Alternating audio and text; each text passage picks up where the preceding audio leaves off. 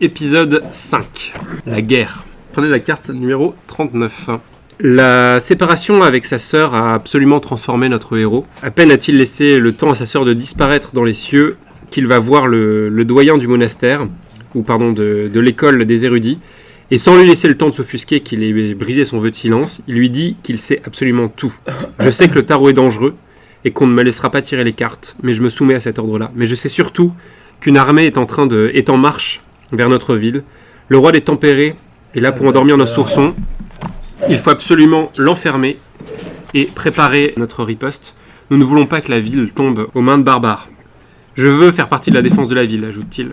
La mission des érudits, qui est de contrôler le tarot, est trop importante pour qu'elle soit brisée. Que se passera-t-il si jamais les érudits perdent et qu'on se remet à tirer le tarot n'importe comment ? Les élans du tarot sont trop puissants. Moi, je veux rester ici. Armez-moi, faites de moi un chevalier, et je me battrai pour nous. Ébranlé, le doyen hoche la tête. Il fait aussitôt sonner le tocsin dans toute la ville, et on arme tous ceux qui peuvent l'être. On sent que la guerre va arriver dans peu de temps. Prenez la carte numéro 40. La première mission du héros n'est pas la plus facile. C'est lui qu'on envoie arrêter le roi et le mettre au fer. C'est une scène déchirante. Le roi s'arrache les cheveux, pleure à chaudes larmes. Non pas qu'on ait dénoncé son peuple, mais c'est la perte de son fils qui le touche. Il voulait vraiment le libérer. Il craint pour sa femme aussi, qui risque de se heurter à une armée plus forte que la sienne. Mais le plus dur pour le héros, c'est peut-être que le roi ne lui reproche rien du tout. Il aurait préféré qu'il l'insulte pour pouvoir lui rétorquer « Après tous vos mensonges et vos manipulations, ce n'est qu'une juste récompense. » Mais le roi se laisse faire, emprisonné, et il se mure dans le silence. Prenez la carte numéro 41. Les jours suivants se passent dans une attente fiévreuse. Aucun messager n'est envoyé vers les tempérés pour vérifier qu'ils sont en marche, car on veut garder l'avantage de savoir qu'ils attaquent et qu'eux pensent ne pas avoir été repérés. Des éclaireurs sont bien dépêchés de temps en temps pour estimer l'avance de l'ennemi, mais on ne sait pas trop quand il arrivera. Puis un matin, on les annonce. Visiblement des centaines et des centaines de tortues sont en train d'avancer vers la cité des érudits. On a mis des armures sur les tortues. On est prêt à tout.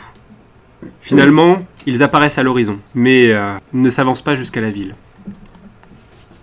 Un émissaire est envoyé. Nous voulons faire des pourparlers. Et la seule personne capable de faire ces discussions, c'est le héros. C'est lui que nous voulons. Ce dernier tressaille. Juste lui, sans sa sœur ? Se pourrait-il qu'il sache qu'ils se sont séparés ?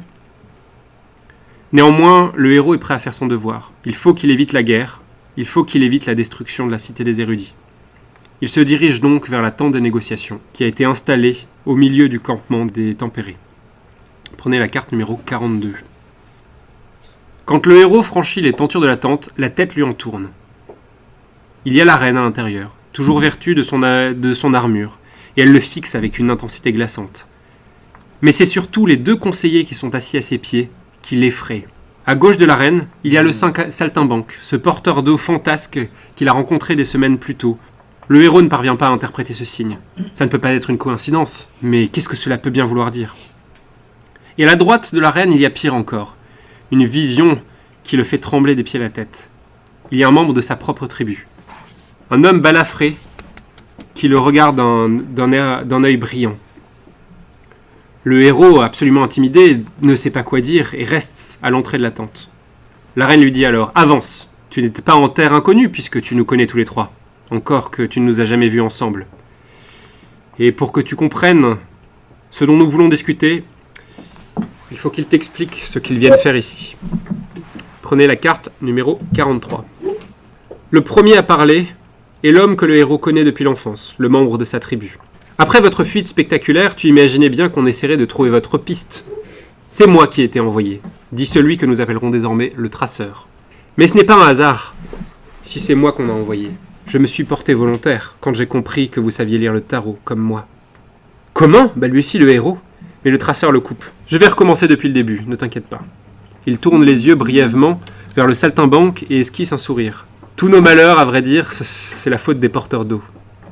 Ta sœur a trouvé un jeu de tarot caché chez ses parents adoptifs, n'est-ce pas ? Après votre fugue, les langues de tes parents se sont déliées. Ta mère l'a crié partout. J'ai demandé aux cartes de m'en dire plus. Maintenant je sais. Eh bien sache que le jeu de cartes que ta sœur a trouvé, il n'est pas sorti du néant. C'est un porteur d'eau qui l'a embusqué, un jour où il rencontrait tes parents. Il l'a embusqué là dans l'espoir qu'un élu l'y trouve par hasard et s'éveille aux couleurs. C'est ce qui est arrivé à ta sœur, c'est ce qui m'est arrivé à moi il y a quelques années. J'ai trouvé un jeu de cartes dans mon propre abri, alors que je venais tout juste de m'y installer avec ma femme, et le monde a changé. J'ai tout de suite compris le danger de parler de ce que j'avais découvert, des couleurs, de l'appel, de cette route dont je ne savais rien. Je n'en ai pas parlé à la tribu, et bien m'en a pris, on m'aurait tué. Quelque temps plus tard, j'ai rencontré un porteur d'eau qui m'a soumis à un test, pour savoir si je voyais les couleurs. Quand il a compris que j'étais un élu, il m'a aussitôt donné un livre, le livre du tarot, que vous voyez sur la carte. Cette porteuse d'eau m'a expliqué que tous les porteurs d'eau n'étaient pas dans la conspiration, mais beaucoup d'entre eux. Ils veulent pousser les gens à l'éveil, les ascètes, les tempérés, un peu moins les érudits parce que ils sont très rapidement pris en charge. Mais ce qu'ils veulent surtout, c'est provoquer ce que nos 3 tribus, les tempérés autant que les érudits, poussent à refouler. Une vision du tarot absolument débridée. En lisant le livre et en communiquant avec les autres membres éveillés par l'intermédiaire du tarot, je vous apprendrai à faire ça, il y a des moyens particuliers. J'ai vite compris que les porteurs d'eau avaient raison. Il faut remonter le chemin des couleurs, oui, c'est le premier message que donnent toujours les cartes. C'est pour ça que j'ai voulu fuir moi aussi. Et votre propre fugue m'en a donné l'occasion. J'ai enfin pu quitter la tribu et partir dans la bonne direction. Prenez la carte numéro 44. Tu te demandes où mène le chemin des couleurs, dit le traceur. Eh bien, il amène jusqu'à de l'eau. Un lac, quelque chose d'absolument inconcevable pour nous. Une étendue si large que quand la lune descend à l'horizon, on croit qu'elle s'y abîme et s'y noie. C'est ce lac qui, en s'évaporant, crée des nuages. Et au milieu de ce lac, il y a une île. Sur cette île, une grotte. C'est là qu'on doit aller, c'est la fin du chemin. C'est là qu'amène la route des couleurs. Dans cette grotte se trouve un mystère, et le tarot veut qu'on le perce. C'est pour ça qu'il appelle. Prenez la carte numéro 45. Pour chaque génération, il n'y a une seule personne qui sait ce qu'il y a dans cette grotte. Cette personne, on l'appelle l'étoile. Et c'est la chef de la tribu des pirates. Sa prise de pouvoir à la mort de sa prédécesseuse est une épreuve. Elle pénètre dans la grotte, en ressort aveugle, meurtri, mais avec le savoir de ce qui s'y cache, un savoir qu'elle garde ensuite précieusement. Prenez la carte numéro 46. Le tarot, pourtant, voudrait que d'autres personnes sachent. Depuis des siècles, tous les élus reçoivent le même message. Prends la route des couleurs. Pendant longtemps, ce fut même presque une épidémie. À peine éveillés, les gens se précipitaient sur le chemin des couleurs. Et, prenez la carte numéro 47, les pirates les tuaient inlassablement. Le vrai but, le vrai sens de l'existence des pirates n'est pas de piller, mais de compliquer la tâche vers le sud de tous ceux qui répondraient à l'appel du tarot. Au fur et à mesure où l'on descend vers le sud, leur réseau devient de plus en plus dense, pour qu'aucune tribu n'ose s'aventurer par là-bas, et qu'on rebrousse chemin. Ainsi, personne ne voit jamais le moment où la lave cette place à l'eau. Personne ne connaît l'existence du lac. Personne n'ose pénétrer en direction du secret. Pendant des siècles, ils ont amoncelé des cadavres. Mais j'ai choisi mes mots avec soin. L'objectif des pirates n'est pas d'empêcher qu'on atteigne le sud, simplement de compliquer la tâche. Ce que veut l'étoile, ce que veulent les pirates, c'est qu'un jour, un élu, si puissant qu'aucun ennemi ne saura l'arrêter, parvienne à la grotte, se soumette à l'épreuve, et, s'il est digne de recevoir le savoir, pénètre le mystère. Prenez maintenant la carte, non pas 48, mais 49. Avec le passage des siècles, la précipitation des populations à descendre vers le sud est devenue un problème. C'est pour ça qu'un accord a été conclu entre les non-pirates. Un accord qui a donné naissance aux 3 tribus que nous connaissons. L'enjeu était de ne plus jamais suivre l'injonction du tarot pour éviter les morts inutiles. Il y avait 3 manières de voir la chose. Il y avait la manière des érudits, ceux qui pensaient que le tarot pouvait répondre à d'autres questions, mais qu'il fallait le contrôler sévèrement pour que personne ne puisse se retrouver de nouveau sur la route des couleurs. Il y avait la vision des athées, une vision absolue. Pour tuer toute velléité de partir, il suffisait de vivre d'une manière archaïque, de tuer toute personne qui serait exposée à ce savoir dangereux. Puis il y avait la manière des tempérés, qui ne voulait pas tuer toute personne qui connaissait le tarot, mais lorsqu'une personne avait le don, d'aller la faire former ailleurs, Eux ne veulent pas vivre dans l'ostentation des villes. Tout ce qu'ils veulent, c'est pouvoir continuer à progresser dans leur voie de maîtrise de la nature. Quand cet accord fut conclu, plus jamais il n'y eut de course vers le sud. À vrai dire, quasiment plus personne n'en avait les moyens, car personne ne savait que la route des couleurs pouvait exister, et ceux qui le savaient étaient directement enfermés chez les érudits. Ce fut la fin des morts inutiles, mais ce fut la fin aussi des appels nécessaires vers le sud. Parce qu'il y a une chose qui est importante de savoir, c'est que le temps nous est compté.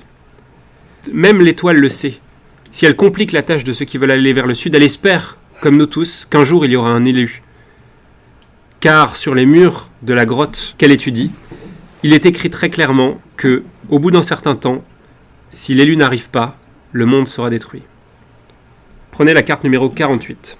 Du côté des pirates, il y eut au bout d'un moment des gens pour reprocher la manière dont on décourageait ceux qui voulaient se soumettre à l'épreuve de la grotte. Il faut leur permettre au moins de répondre à l'appel. Maintenant que plus personne ne vient, nous n'obtiendrons plus jamais aucun candidat. Comment s'assurer qu'il y en ait quand même de temps en temps qui apparaissent ?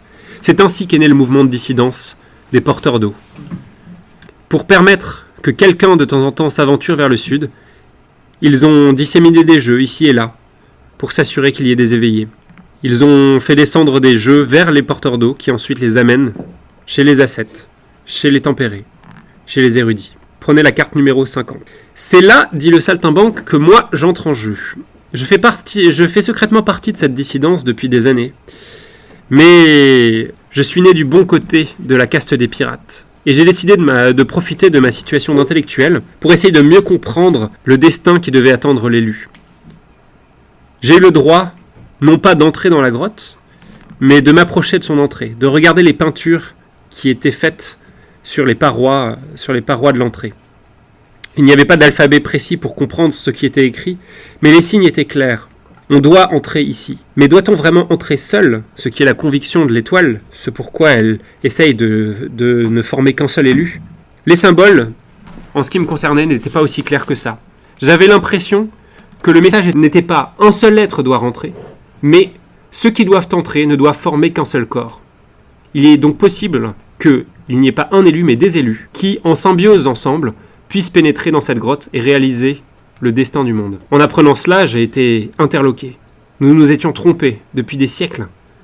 Peut-être qu'il fallait revoir la manière dont nous traitions tous ceux qui descendaient vers le sud. Prenez la carte numéro 51. Malheureusement, quand j'allais voir l'étoile avec mon hypothèse, je ne rencontrais pas une oreille attentive. Au contraire. On me déclara hérétique. On me déclassa, avec pour ordre de ne pas parler de ce que j'avais cru lire. Je devins porteur d'eau, comme un paria, et on m'ordonna de ne plus jamais m'approcher du lac. C'est sur la route de mon exil que je vous ai rencontré, ta sœur et toi. J'ai compris que vous voyiez la couleur quand je vous ai soumis au test des ballons, mais j'étais trop inquiet car j'étais suivi par des pirates pour essayer de pousser la chose plus loin, vous donner un livre, vous donner un tarot. Mais au moment où un pirate est apparu, vous êtes comme entré en fusion. Et alors, j'ai compris. Peut-être que c'est vous, les symbiotes. Peut-être que c'est vous, ceux qui peuvent réaliser la prophétie. J'ai alors fait passer le message concernant votre existence à tous les autres membres de la dissidence, en disant qu'il fallait vous soutenir, vous permettre d'essayer de rentrer dans la grotte. Quand j'ai été sûr de ne plus être suivi, j'ai fait demi-tour. J'ai donné rendez-vous aux traceurs, qui étaient déjà sur votre route, et nous avons voulu vous apporter notre soutien. Hélas, prenez la carte numéro 52. Alors que nous nous apprêtions à arriver à la ville des érudits, les cartes nous ont parlé de votre séparation, à ta sœur et à toi. Ils nous ont parlé surtout de la guerre à venir. Plutôt que de nous approcher de toi, nous avons donc rejoint la reine des tempérés, pour lui apprendre tout ce que nous savions sur vous, sur son fils qui était parti avec ta sœur. Et vu que son objectif à elle est que sa propre progéniture survive, elle est prête à vous proposer l'accord suivant. Rendez-nous le roi des tempérés, et laissez-nous passer sans que nous entrions en conflit. Ce que veulent les tempérés, c'est aller rejoindre le prince, s'approcher du lac, et lui permettre d'entrer dans la grotte. À l'avenir, nous ne donnerons plus jamais d'enfants aux érudits. Mais pour l'heure, nous ne réclamons pas ceux que nous avons déjà confiés. Plus tard, peut-être, trouverons-nous un accord. Mais le plus important à cette date, c'est que le frère et la sœur soient réconciliés, qu'ils aient une chance d'accomplir le destin du monde. Est-ce que tu passeras ce message à l'intérieur de la cité des érudits ? Mais surtout, es-tu prêt à venir avec nous, si nous entamons ce voyage ? Retournez la carte numéro 50. Le héros est choqué de toutes ces révélations. Les pensées se bousculent dans sa tête. Mais il n'a pas le temps de rassembler ses idées. En pleine discussion Alors qu'il apprend tout cela, des fracas terribles retentissent dehors et détournent l'attention de tous ceux qui discutent. Un garde entre paniqué. « Nos femmes, dit-il, nos femmes, elles sont passées à l'attaque. Elles vous ont menti, ma reine, en prétendant qu'on négocierait plus tard la libération de leurs enfants. Elles veulent les libérer tout de suite. Elles ont fondu sur la ville à toute allure, brisé les ponts autour du temple. Désormais, elles assiègent le temple des érudits en empêchant quiconque d'approcher. Elles veulent faire céder la porte. La guerre, pour de vrai et contre toute attente, a commencé. »